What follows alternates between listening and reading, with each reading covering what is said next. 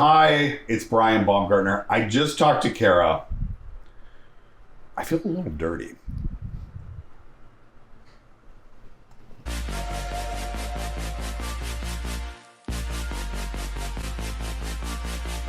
I'm about to have a fun chat, I'm sure, with somebody I've never met before.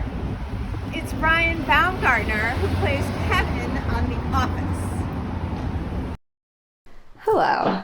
Hi. How are you? I'm okay. So I like to just hang out and just have a conversation. Okay, great. I really don't want you to feel like you have to perform, which I know you're in performance mode. No, I promise you.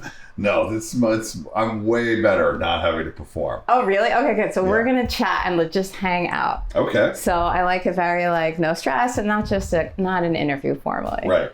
So I'm glad you came for that. Yes. All right, so start by telling me, what are you tired of answering? What question does everybody ask you and you're like, enough of this? Well, I mean, I have a pet peeve, which is, I guess it's not the interview question, but when a person approaches and says the following: has anyone ever told you that you look like the guy from The Office? And for me, the reason this is bothersome is there's no way to answer that question, right? Right. Yes, people have told me that I look like the guy, or then I'm forced to say something like, well, yes, that it is me. You know what I mean? Totally. There's no way to answer that question. And I feel like it's people who just don't have the balls to come out and say and trust what they want to do. So already and look, I love talking to people. I consider it one of the best gifts that the show gave me, is the real ability to connect with people, primarily people who the show means something deep to them. And that's a great gift. But yeah, that question in and of itself. Yeah. Has anyone ever told you that? And I can always tell when it's coming, how it starts. Hey, and I'm like, oh no, here we go. There's no correct answer for me.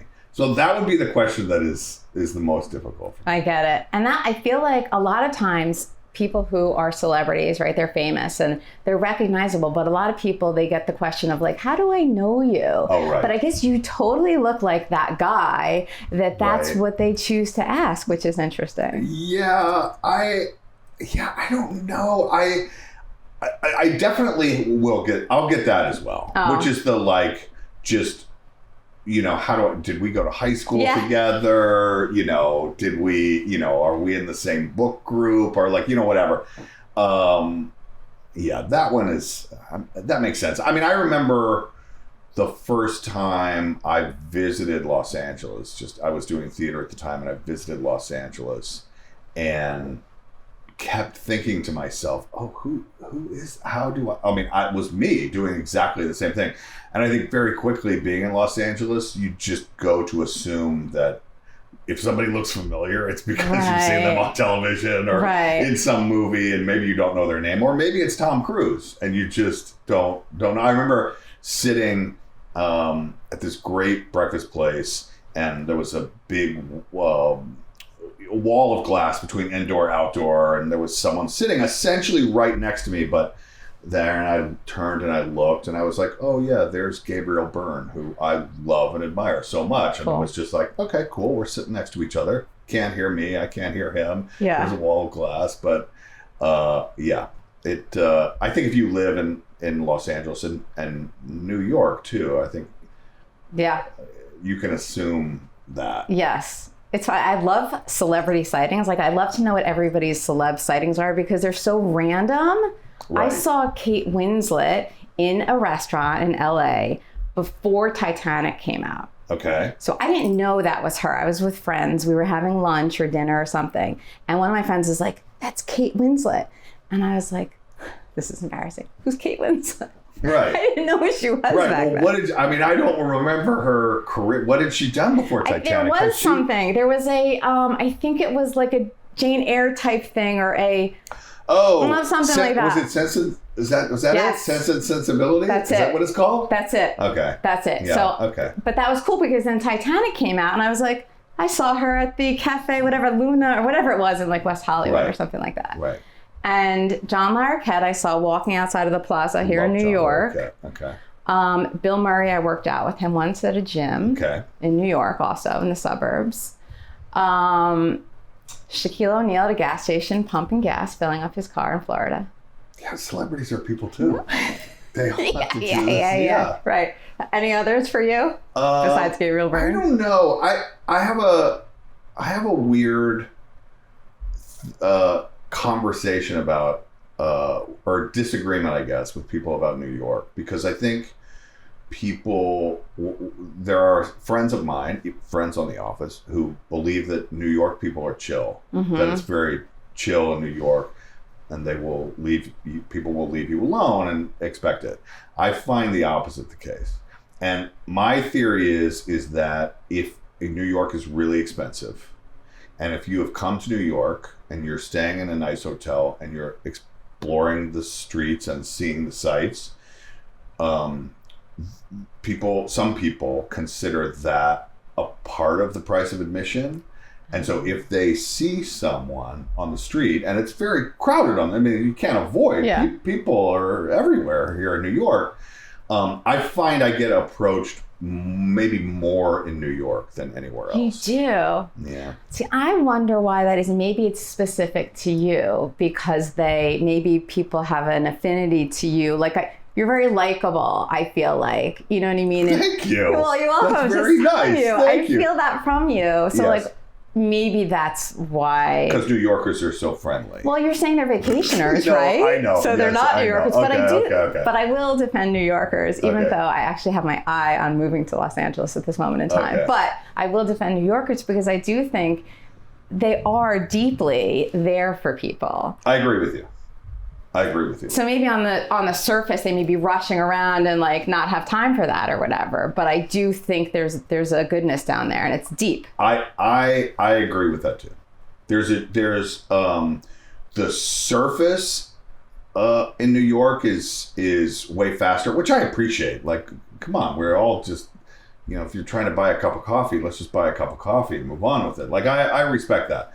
But no, I think deeply, in fact, one of the reasons we were a couple of minutes late was I was walking to go into a place this morning that was live television, so I couldn't be late, and a group of firefighters down by World Trade Center came out and said hello and asked me to come in and have a cup of coffee with them.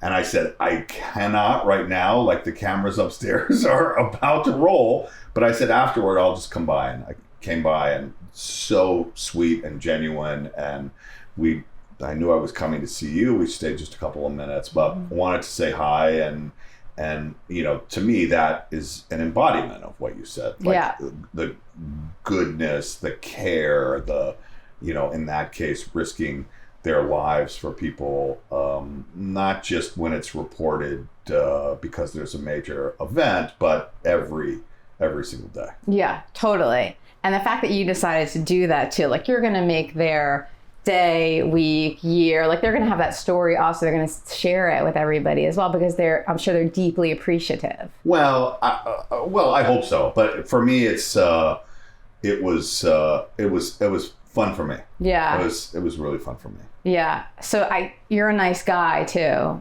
It's clear. I'm right. Yeah, I've known you for 5 minutes, but I'm telling you that I'm picking up a thing. So I'm just letting you know what I see. Okay. And you have like a good smile too, lights of your face, all that. People feel that, and maybe that's also why they might go up to you. Maybe. I bet if you have like a more serious look on your face, you're going through the streets, maybe they wouldn't be so fast to approach.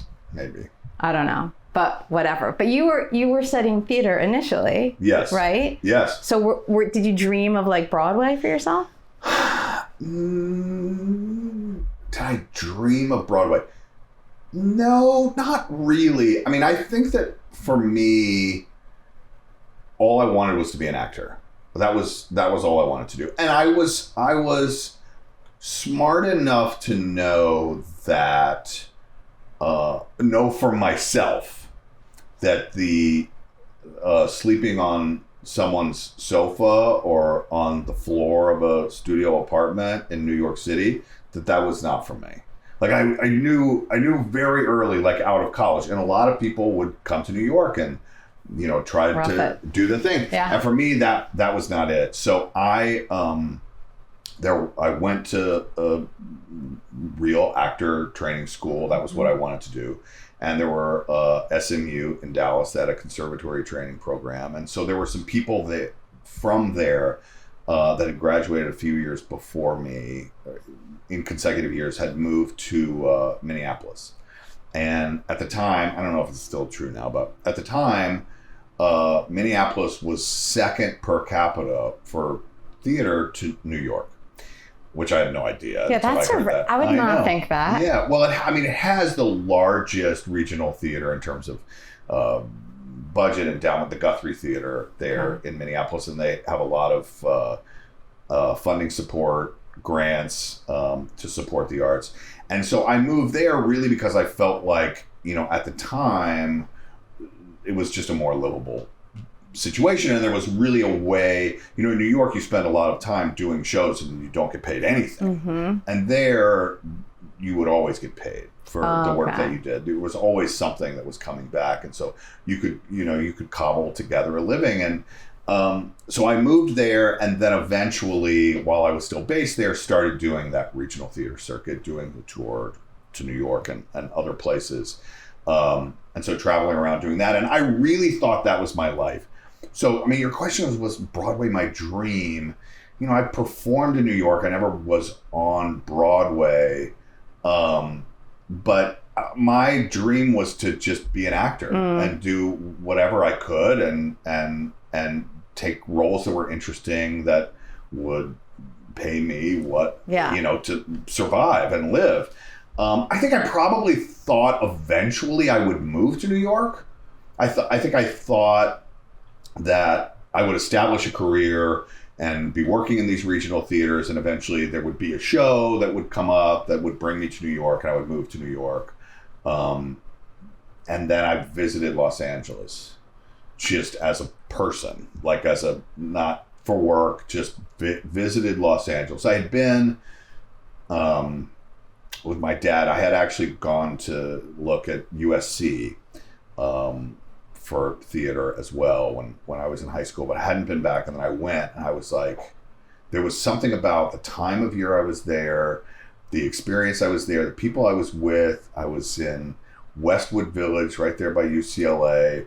And I still to this day remember, like, every day going to the Coffee Bean and Tea Leaf in Westwood Village, and it was beautiful and sunny and bright, and the air was different, and I was like, I truly had that, like, I have to be here. Like, that was it for me. And I always considered myself, because I was from the East Coast, I always considered myself like New York or East, and that was like a fairy tale land. Not even fairy tale, like that was just a land out west that I had no connection to, never thought. But yeah, I guess this was around, it took me a little while to get there, but probably around 2000-ish, where I was like, oh no, this is where I need to be. So, had work and found it difficult to say no when I had work, but eventually did and moved out. Yeah, I get that. Those are the vibes I'm getting still. But I always had my eye on California, even when I was a kid. Okay. I was like, I remember watching Summer School. Do you remember that movie with Mark Harmon? It was like, yes. I think it was like middle school or something. And I remember I was living here, and I was like, oh, that looks like a nice lifestyle out there. I would be wearing my Jams. Do you remember Jams? They were like surf shorts. No, but I can imagine. Probably boys wore them more, but I remember feeling like, oh, summer school and Jam shorts. Like, I'm feeling that California thing. And then I went out with a friend of mine from high school, and I was like, oh yeah, there is something magical about this place. Right. So I totally get that. So then The Office, of course, just kind of came, and like that was that. Was that like an easy go? I'm sure you've told the story a million times. Well, yeah. I mean,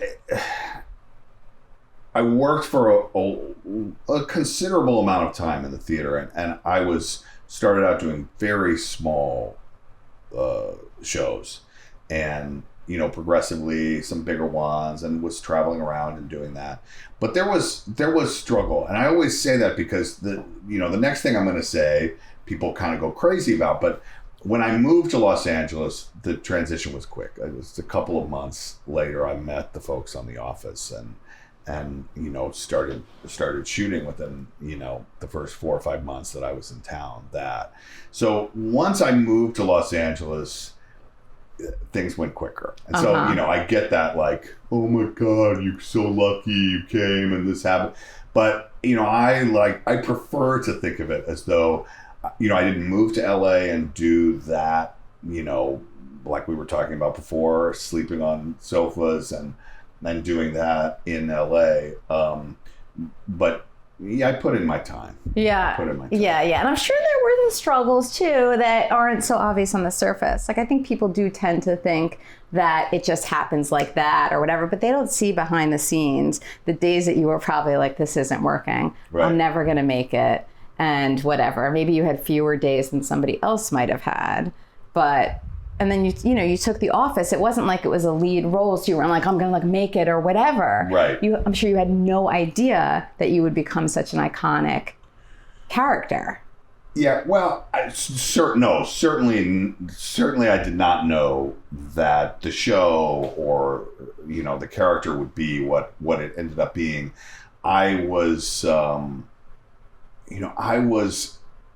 So what I did, and when people ask me, like young actors, like, what should we, what can I do, or what's your best advice, or now I'm talking to colleges or whatever. Mm-hmm. If there's anybody who's interested in the business, what I really felt for me, like when I moved to Los Angeles, I considered it that I changed careers. I really did, even at the time. Like, I'm still an actor, and there's still that part of it. Mm-hmm. But I feel like the business of television is so different and specific. And I felt like I needed to learn the business of television. And so what I did was, and this is, right, so this is like 2002, 2003. I can't remember right now. 2003. That's okay. It's not a guess. And I was one of the first people, as I say, it was one of the first people with basically no money who had a TiVo, like a DVR. Oh wait, TiVo, I forgot even what that was. TiVo, all right, yeah, a DVR where you could record television shows. And I recorded everything.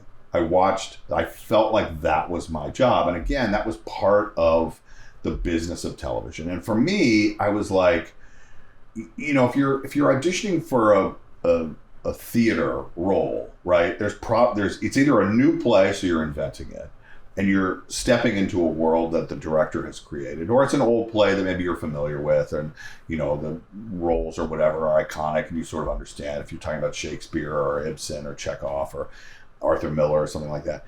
In television, for the most part, the world is established and has been established. So if you get an audition for, the example I always use, which is kind of stupid and now antiquated, I need to think of a different one, but there was a show at the time, CSI. It was the biggest show in television, right? And then there was also CSI New York, and then there was also CSI Miami. Right. And just those three shows, they both have CSI in the title, and they're both created by the same person. But those three worlds were totally different. Like CSI, let's just call it regular. Like, we're just investigating things. Then there was New York, and it was like Gary Sinise and Vincent D'Onofrio, and everybody's talking like their mouth doesn't even move, and it's dark, and it's like always raining, and you're confined. Everything's confined. And then CSI Miami is like this almost farce camp, like crazy screaming music and Caruso. I can't believe I'm pulling all these names. I'm not that good at it. Like pulling his glasses off and this like dramatic thing.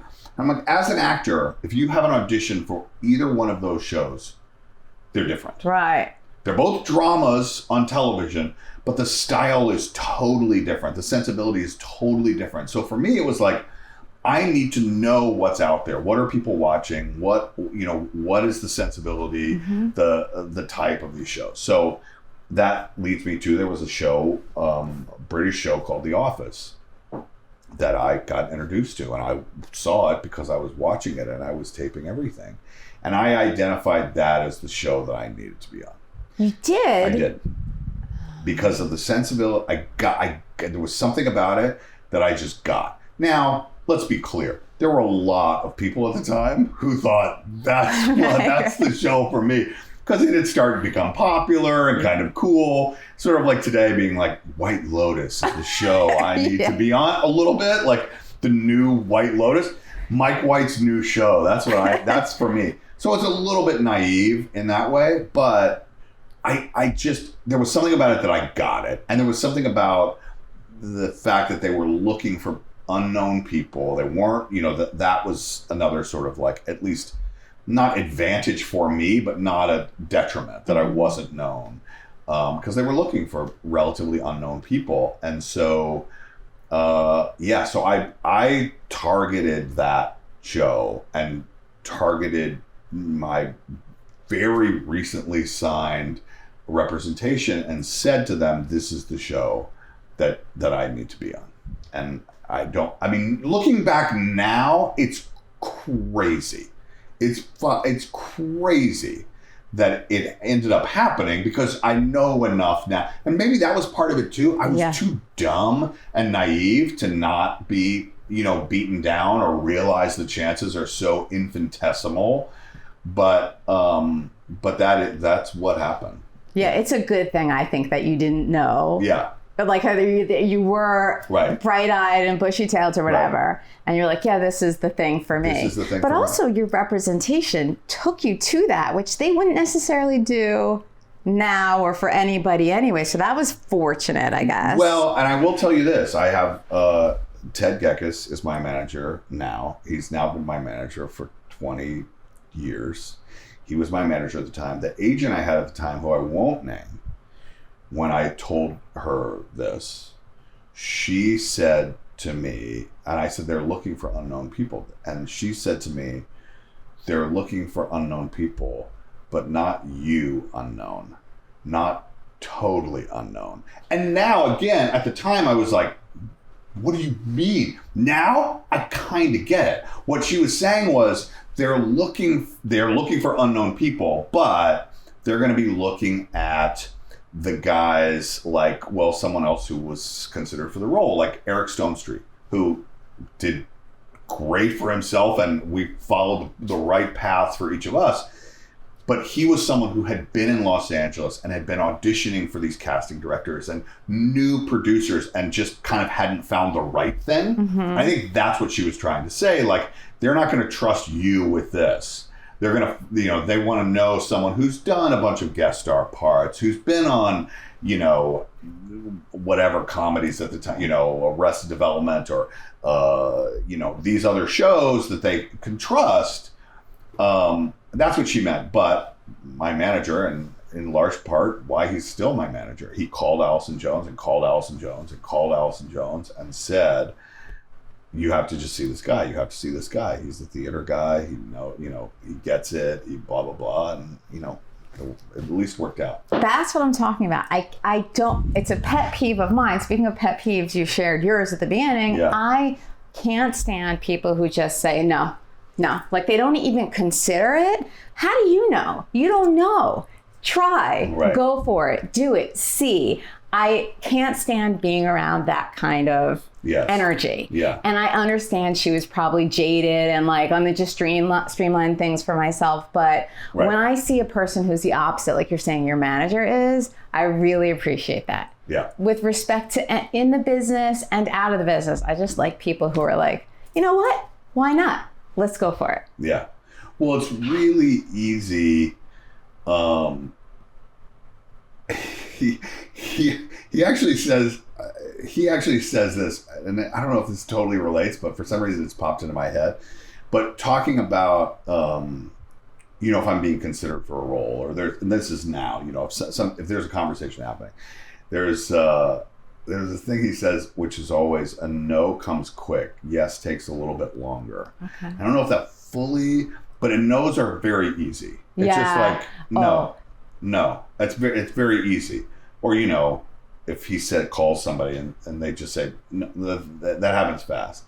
Yeses take a little bit of time. You want to think about it. Are you sure? And I'm certainly that way. If I'm, buying a new phone or whatever, it's like, no, I don't like that one. But this one, let me look at it. Let me think about it. Let me, whatever. I don't know if that fully relates. It does relate. But yeses take time. And that's also interesting because that helps you. That's a good thing. I'm going to remember that, I think, when I'm waiting for something, like, why is this taking so long? Like, why haven't I heard back from so-and-so? Yeah. But that's what you need to hear and what you need to tell yourself. And it is at least true. What you need to tell yourself. That's for sure. It's at least what you need to tell yourself. It'll make you go less crazy. Right. Because you can Especially go crazy in this business. Yes. Right. So I just started pitching this as a television series, just a little side note. Okay. So I'm getting to understand this side of the business more than I ever did before. So I've been doing my interviews for almost 5 years. And before that, I was writing for like the New York Times and whatnot and interviewing people, and mostly actors. So I have an intimate understanding of like what the whole experience is, but only until I started considering this as a television series did I really understand the business from a different angle and the slow angle, wait a few years angle. Yeah. There's always something. That's another thing about. And things may have changed a little bit now, and certainly COVID, I'm sure, has changed a little bit. But there was always a joke that if you don't have something going, if you don't have something like in production that's actually happening by the second week of November, there is no chance anything's going to happen until February. And you're like, because there's preparations for Thanksgiving, and then there's Thanksgiving, and then there's 2 weeks before, really the only 2 weeks that Hollywood shuts down, which is Christmas, right? Like Christmas week and then the New Year's week. There's 2 weeks where if you want to visit LA, that's the time to visit LA. There's no traffic, everybody leaves, and nothing is happening.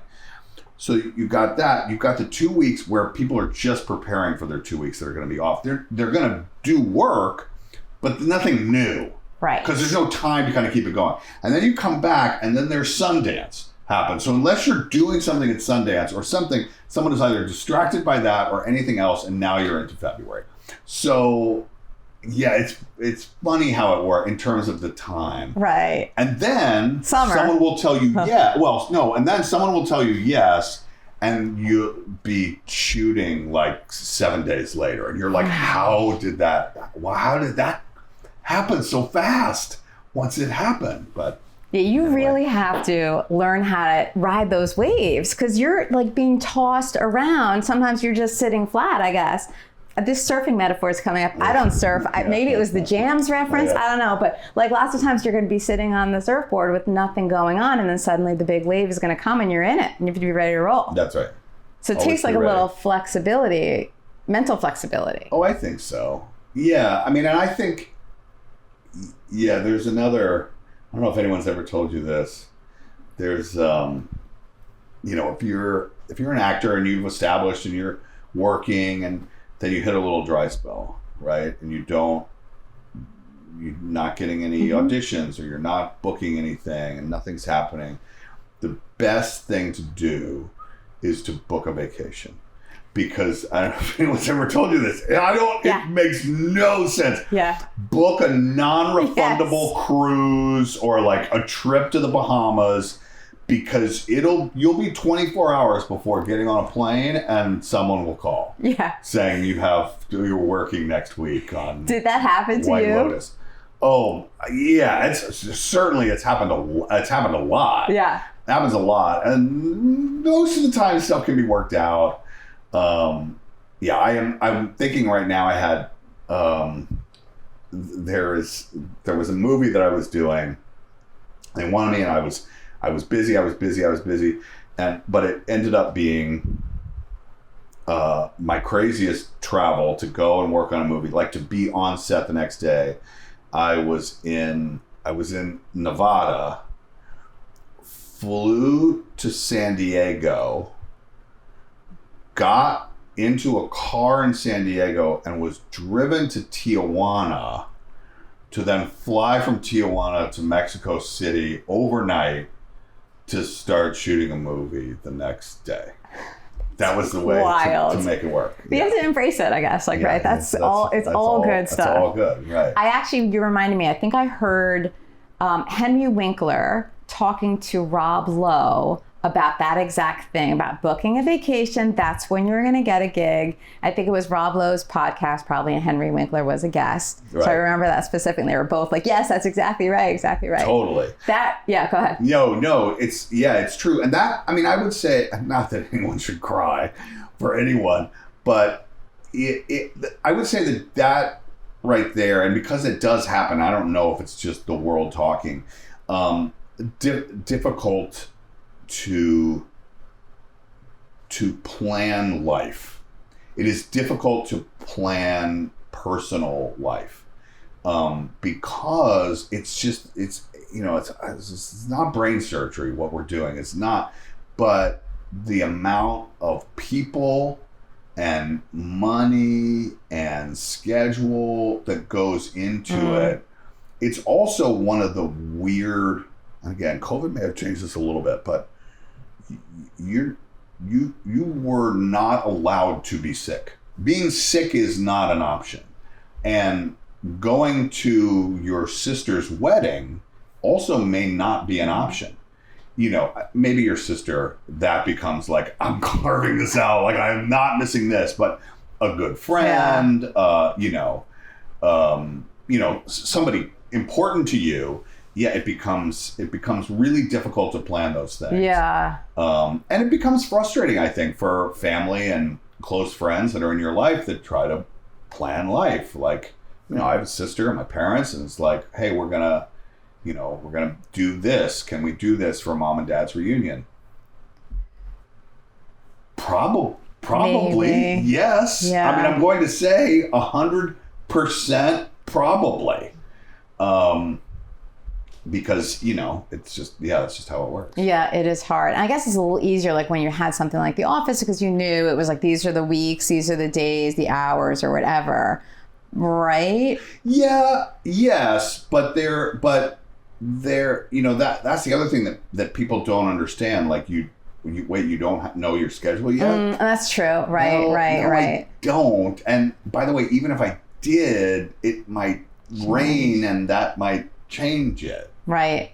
Oh, it rained on a Wednesday, so suddenly on Saturday I'm shooting. But that's it is what it is, and you can't decide. I can't do it. They can't have like somebody else being Kevin, or they can't have some. They just write him out of that episode. That's right. That becomes non-negotiable. Again, nobody should cry about this, but I do think people don't. You kind of don't see that, and it is a very unique. Even if you're like an important job, a doctor, there is another doctor who can fulfill that if an emergency comes up for you. This is not. I mean, we shot 9 seasons, 10 years. We had one day in 10 years where Rainn Wilson literally got laryngitis. So I'm sure they shot something into it, just like a football player with a bad ankle. I'm sure they shot something into his neck to try to get his larynx to work right, and could not.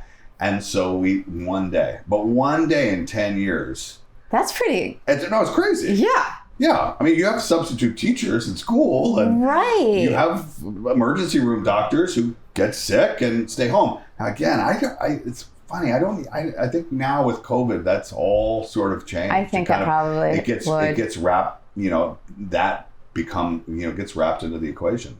Yeah. I was just working on something, and somebody tested positive for COVID, and that's that. They we had to shut down.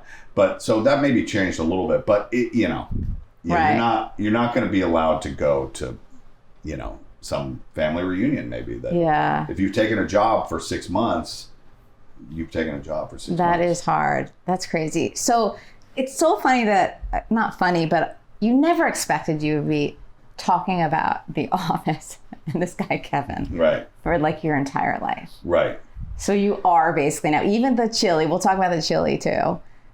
Like the books. Right. The chili. And this is, you are, I read that you're like one of the top 3 on Cameo. So like you're doing that. You're going to interviews. People want to talk to you. They want to talk about The Office. Yeah. So like, I'm sure you feel like at this point it's a gift, but there must be ups and downs, right? Or what are you thinking when I bring that up? Well, look, I think that it is, I can't think of another example in the history of television where a show became bigger after it was off the air. Like, and I mean like really bigger. Like, we were NBC's #1 show, won Emmy and SAG Awards, and all of those things were happening, and we were a big show when we were on at the time, certainly.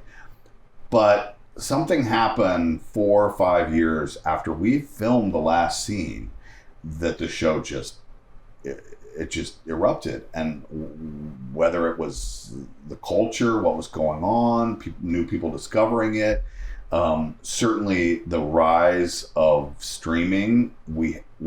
I had somebody way smarter than me talked about the show and why it's so perfect for streaming. And so it was written in a way for streaming before streaming existed. So it was some weird thing that Greg Daniels had in his head. But the show... But he really did have it in his head? No, not that he knew consciously, okay. but that the show, when you start breaking it down, oftentimes you have 4 to 6 episodes, a little mini storyline. So what that does is, for streaming, you talk about Michael Scott Paper Company. Michael Scott leaves Dunder Mifflin, starts a paper company. There's all the story that revolves around that, and by the end of this 4 to 6 episodes, he's back at Dunder Mifflin. And so it's for people who binge, it's very easy to start it. You watch that, he comes back, and you turn it off, and then the next night it's something else. Idris Elba comes on for this mini show.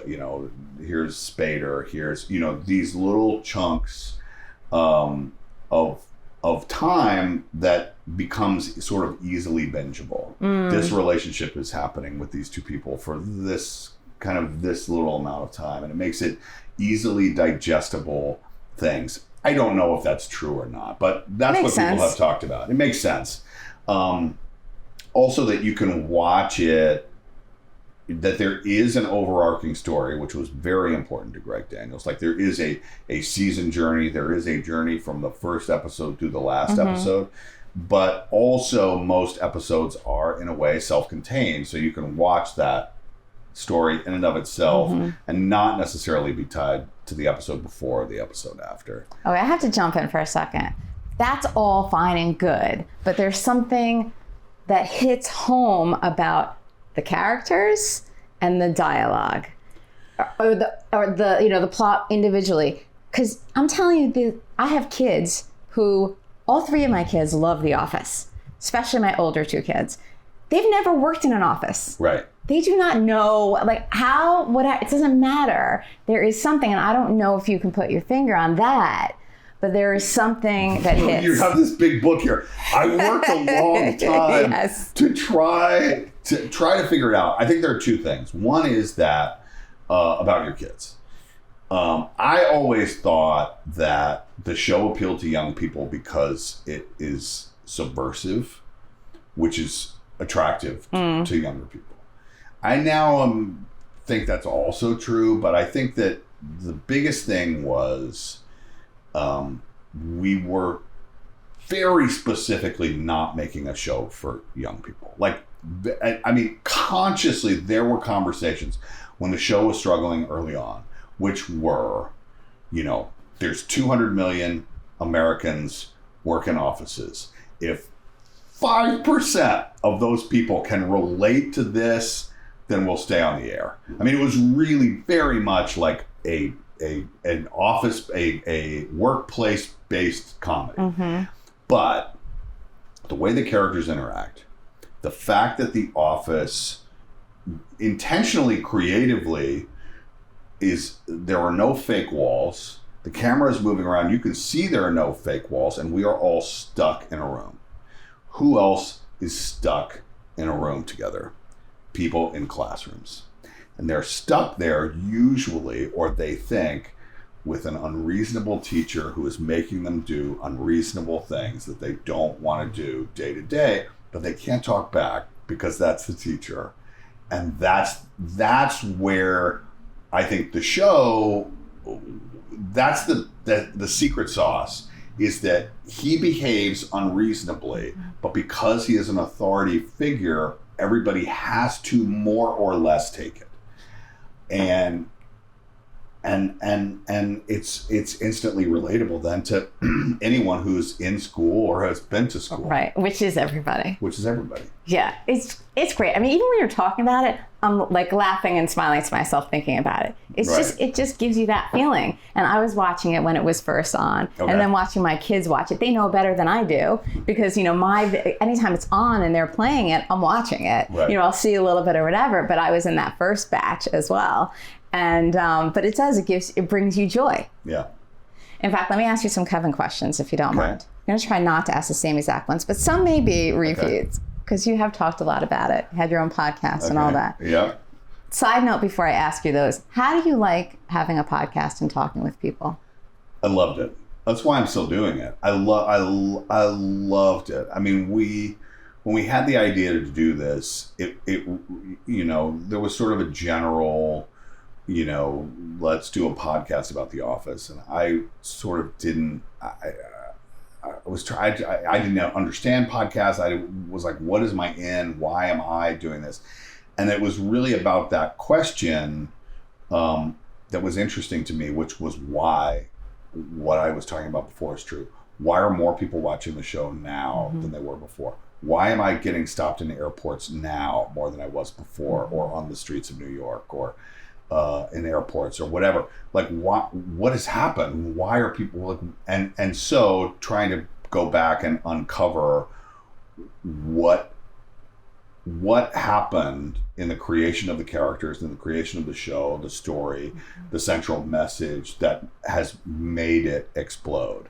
And so I don't remember exactly your question, but that it was, how do you like talking to people in depth? Oh, sorry. That's okay, because I just remembered another question I asked like 10 minutes ago, and I don't remember the answer yet, so we'll get to that. Okay. No, so it was about really pursuing the answer to that question, the telling stories of people who worked on The Office. That wasn't as interesting to me, but for me, it was really an active exploration. I considered myself, I had never been a journalist, but that's what I kind of wanted to do.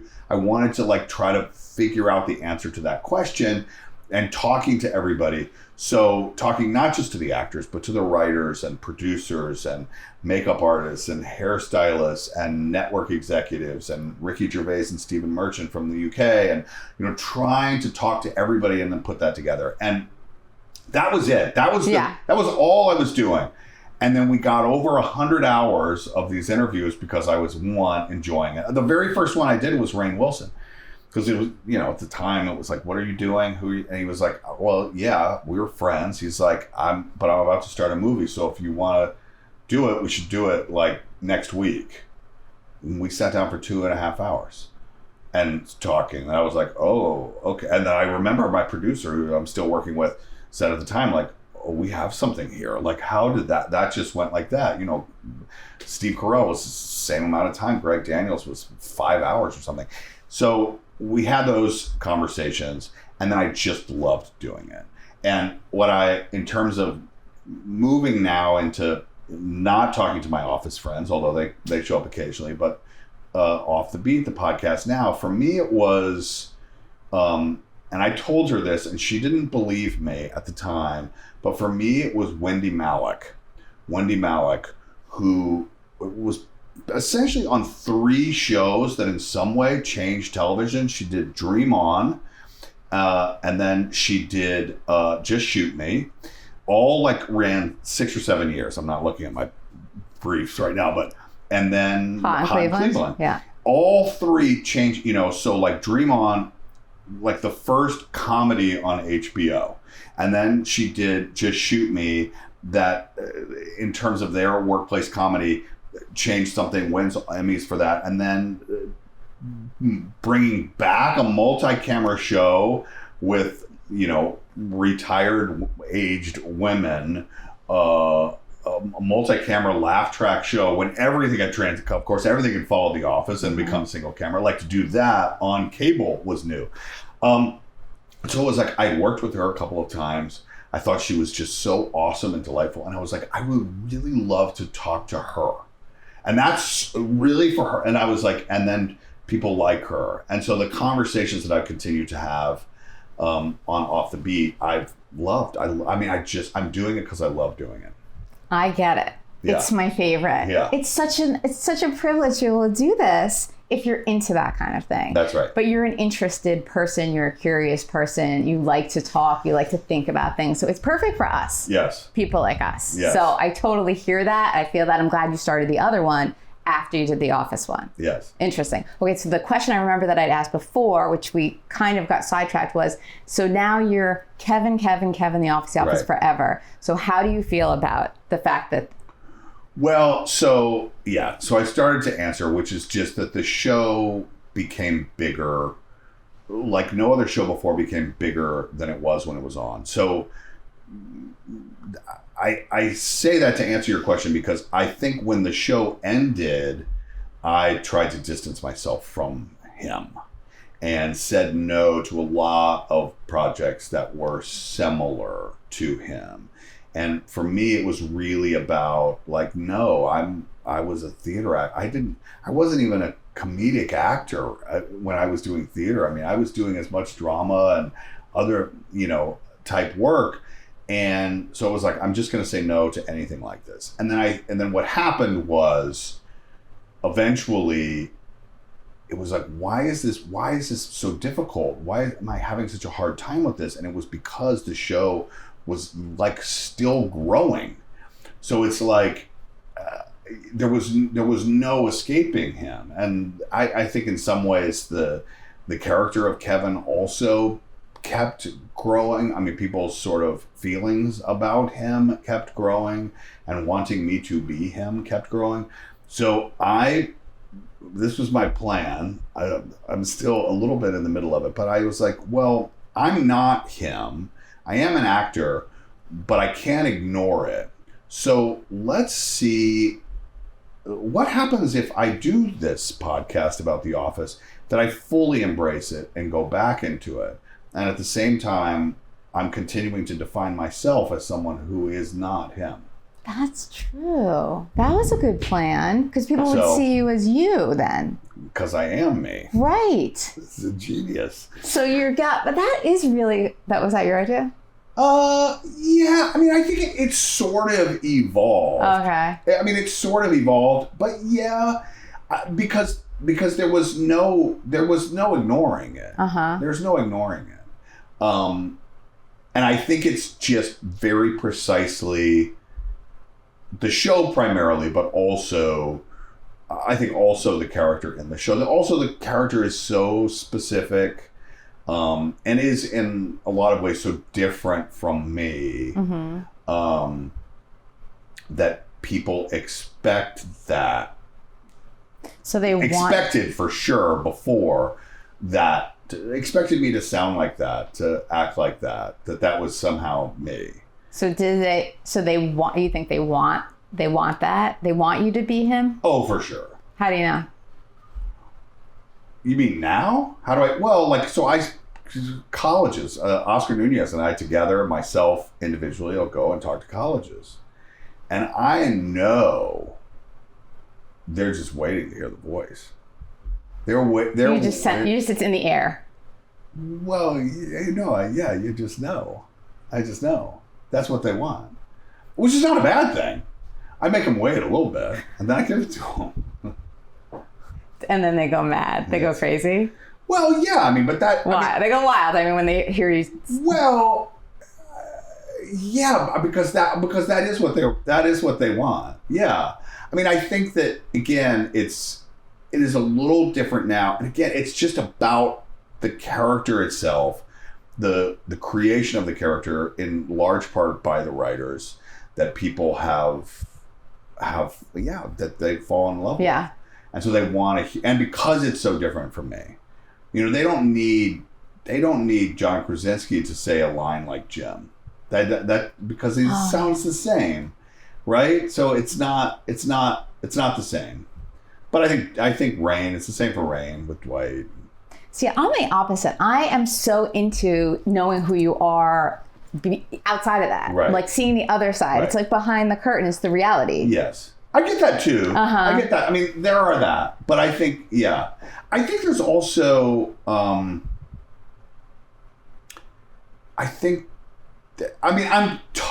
I say all of this, I'm totally generalizing. And so I think that there is also as much, what you said, I think maybe more true than but the no is quick. This being scared of what people want or having an expectation of what people might want in other projects or whatever. But no, I mean, the college kids want to hear Kevin say, I'm totally going to bang Holly. Yeah, they want that. Yeah. So that's what they want. Right. Yeah. Good and bad. Which is fine. Good and bad, right. You created that. That's fine. So you have embraced it at this point. Is the plan working? Do you feel like people are starting to get to know you also? So you're able to I think so. Yeah. Yeah, I think so. Yeah, because it seems like a nice balance because you can kind of embrace and capitalize on what you've done that work that everybody appreciates, makes you feel good, I guess. But you can also let them see the other sides of you. Yeah, and I think it's also important to say, like, I mean, this is not fully true, but in general, I do not watch anything that I do in film and television. I don't watch anything. And I think for me, if I had, when I was doing it, now you probably can, if I had someone who could professionally film me doing a theater role, I would watch that. I would watch it. I would wear out the tape on it because the next day I'm going to go back and I'm going to do the same thing and I can change it. But here's the thing. When I do something now and it's done, there's nothing for me to do about it anymore. So I'm certainly not going to sit there and go like, yeah, that was really great what I just did. All I'm going to think is, oh my God, why did they choose that take? Oh God, Look at that. I hated the way that did. I could have done that better, different, whatever. The Office is different, and it's truly because I'm a fan of the show, which is a weird thing to say because I was on it, but I'm a big fan of the show. The work that was done, and part of it is I know how much work went into it. I know the care and the thoughtfulness with which the world was created by the writers and producers and directors, but also the actors. But also it's just funny and it just works and the story is great. And so I watched every episode. Now I've watched every episode a couple of times. Yeah.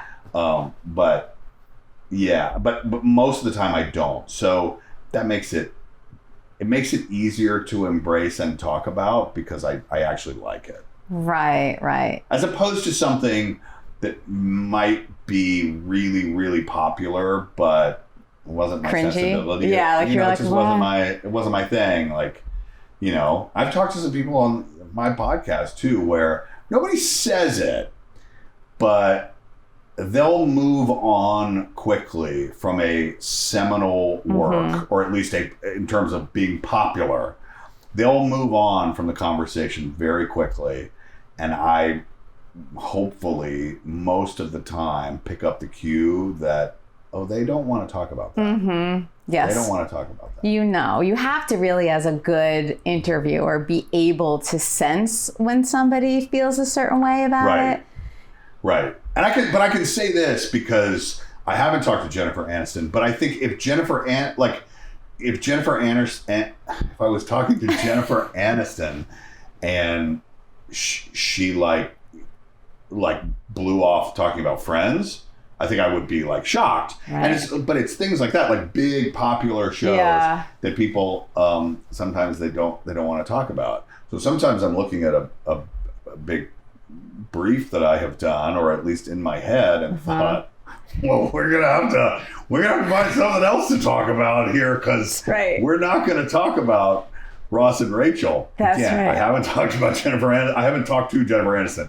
I'm using that as an example. Hypothetical, just because it's a perfect example. Yes.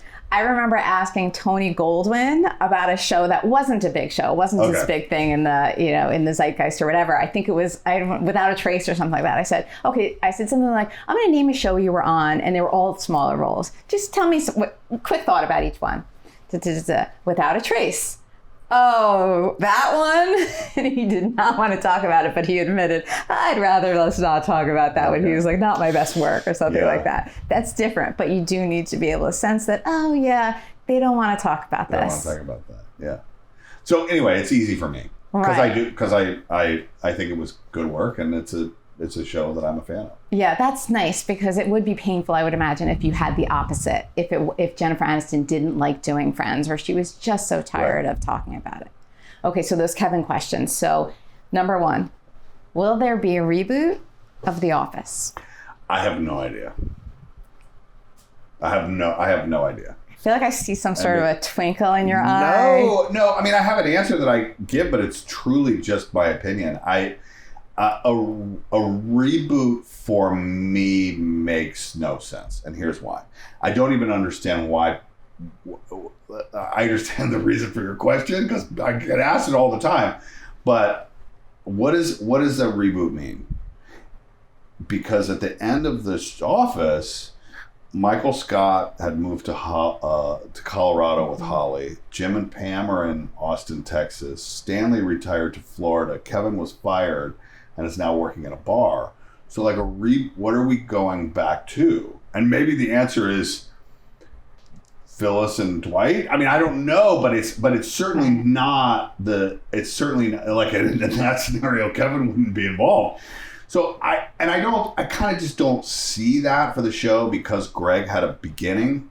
A documentary crew showed up and they told the story, and he always said, as a discussion in a way on reality television, once the characters see themselves on television, once this documentary that has been filmed for 9 years finally airs, the characters change.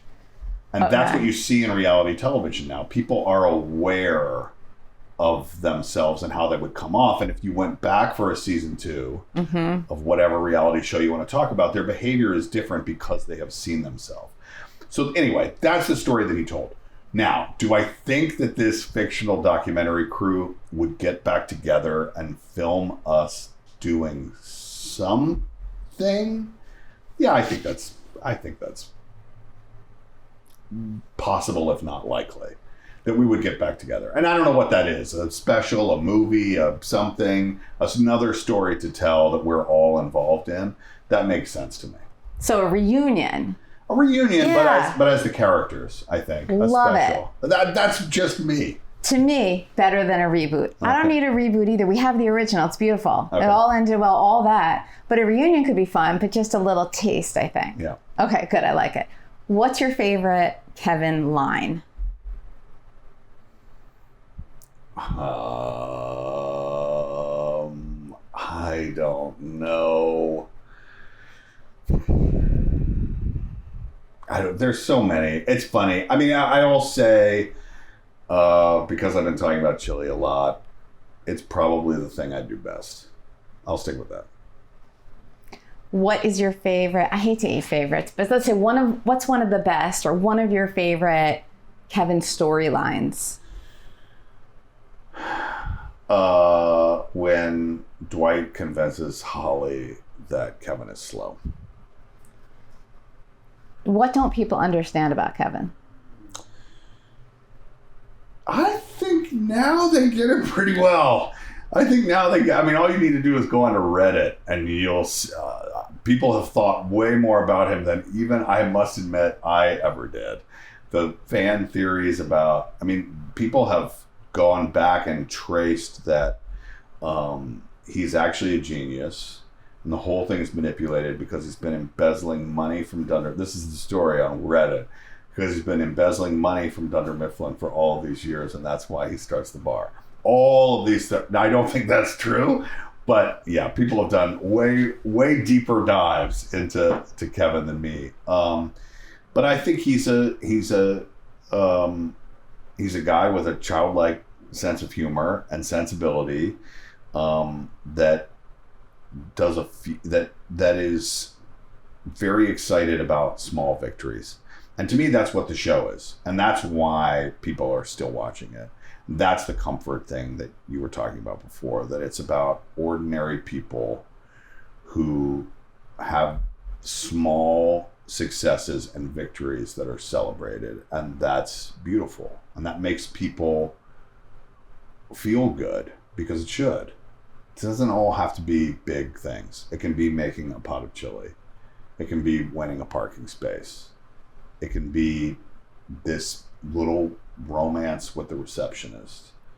Those small victories that happen that give people joy. I think that's why that's why we're still talking about the show and why it means so much to people. Okay. What would you like to see Kevin have done or do? I wanted Kevin to fall in love. I wanted Kevin to really fall in love. My pitch, and this has come out, I wrote about it in the book. My pitch was that he and Aaron got together because I thought there was something really hilarious and beautiful about he lives in stasis, moves slowly and deliberately, whereas Aaron to me was always like a little butterfly or hummingbird, like buzzing around with all of this energy and positivity and all of that. I thought the two of them together would have been very funny. She agrees with me. I like Kemper. She does. Yeah. Okay. So switching gears a little bit personally. Yes. So in your life, where are you now compared to like where you feel like you want to be? I'm not talking about professionally. Right. I'm talking about personally. Like, what are you're evolving as I feel like everybody evolves and grows. I know this is a big gear switch here. Okay. But so now we're getting into just like being a human being. Yeah. So like, how have you changed over the years and where you're going? Not that that's too big of a question or anything. Yeah, I know. Wow. I don't know. I wanted to make a joke that I'm not going to make. You can make it and we can edit it out if you don't like it. Look, I don't know. I have had, to me, the greatest gift that The Office gave me is twofold. And I mean this sincerely, is that like, it is a powerful, powerful thing that to have people come up to me and have a real, not just wanting to say hi to me because they see me and I'm a person famous or whatever, but having a real need and desire to tell me how much the show means to them. That is a great gift that I have been given. The other thing is I am a big sports fan, and I have been given another gift, which is I play golf, and I've gotten to know a lot of athletes, Hall of Famers, people who excel in the sports realm because I was a part of the show, and I get invited to these things, and I've now made real relationships. So this is my preface to say I'm about to name drop. But there are two people that have had the ability to, big famous stars who have had the ability to either work with or get to know. And one was Steve Carell. And Steve Carell was not famous when The Office started. He had done a couple of memorable but small roles in movies, Bruce Almighty. And he was on The Daily Show, but that was before The Daily Show was cool. Mm-hmm. So a lot of people don't even know that. And he, within, the first year, within 6 months or whatever of us started filming, he became the biggest comedy star in the world when 40-Year-Old Virgin came out. And he never changed once. Never changed once. Always, like, you know, they say, like, first one to set. I don't know if he was the first one to set or the first one to show up in the gym or, you know, whatever, onto set. But no, he was always on time, always prepared, always ready to go, always nice, always respectful. And the stories go on and on about how great he was. And to me, that is a model for how I want to be on set now that people know me when I show up, and there, you know, there's an expectation of how I might be or how I could be. He is my, I learned from him about that. And the second is Charles Barkley, who I think is an amazing human being. And however you think of him, getting to know him has changed me, and I want to be like him when I grow up. And I try to model as much as I can his behavior, which is, there's an event in Lake Tahoe that I played, and this will be the 16th year in a row. It's a golf tournament. And he has a terrible golf swing, and he shows up, and there's no walls between you and the stand. You hear them laugh. You hear guys drunk make comments. You hear all of that. He hears all of that. He's trying to do his best, and he's out there. And he walks up to every tee box, every green, and it's the same volunteers who have been there, and he's been there longer than I have. And this is 16 years for me, and I played with him early on. And he walked up to every tee box. He knew the volunteers' names. He knew their spouses' names. He knew their family, looked them in the eye, gave them total attention, and thanked them for being there. And that, for me, because in that world, in that sports world, you know, you've got Michael Jordan, but there's not any bigger in terms of personalities and lovable, you know, figures than him. And he takes the time to be respectful and true to everyone. And so that, for me, is who I want to be.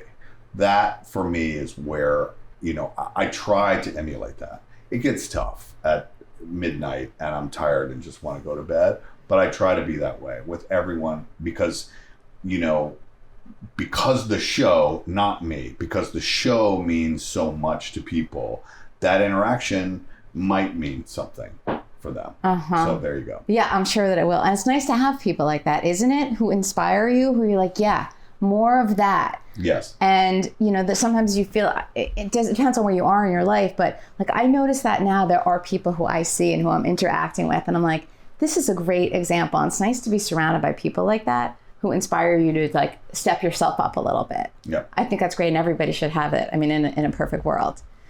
Okay. Last question is, what's going on in your personal life? Where are you? Where do you live? What's your life about? Paint me a little mini picture. You want my address? Yes, of course I want your address. I want your address. I want to know what hours you're home. No, things are good. What's your situation? Like, where are you? Things are good. I'm in California. Very, very happy, and I've got a great family, and work is going well. I'm as busy as ever and feel really blessed and lucky. Okay, I'm going to ask you my actual final question. Okay. Which I tend to ask everybody, but I think you've answered the first part. It's 2 parts. Who do people think you are? That's part 1. Who do people think I am? What's the image? What's the image many people have of you that maybe isn't accurate? Oh, that isn't accurate? Or is? I'll take either. I think that Kevin Malone was a person that people wanted to have a beer with while watching a game. I think I'm the same guy. Okay. So my second part is, who is Brian Baumgartner? Yeah, I think it's the same. Or just a chat on a sofa with you. Either way. I like it. All right, so this is your new chili book. I know that you've been practicing a lot of chili making lately. Yes. And you came up with the best. I like your intro too in the beginning. You give a little backstory, so everybody should check this out as well, because you're going to get the backstory about the chili episode. Thank you. Yes. No, it was so much fun to put together. I not only should people check it out, they should make all 177 recipes. Maybe at the same time. I don't know. I think I'll start right now. Right. I do love a good chili, and I was looking at all these recipes, and you have one in the front and one in the back that's right. irrelevant. That's right. Okay, excellent. Thank you for doing this. Of course. Thank you. Okay, so just finished chatting with Brian. It was fun. He's super likable. I really like him. Like, yes, Kevin is likable. Everybody loves Kevin from The Office, but in real life, Brian is great too.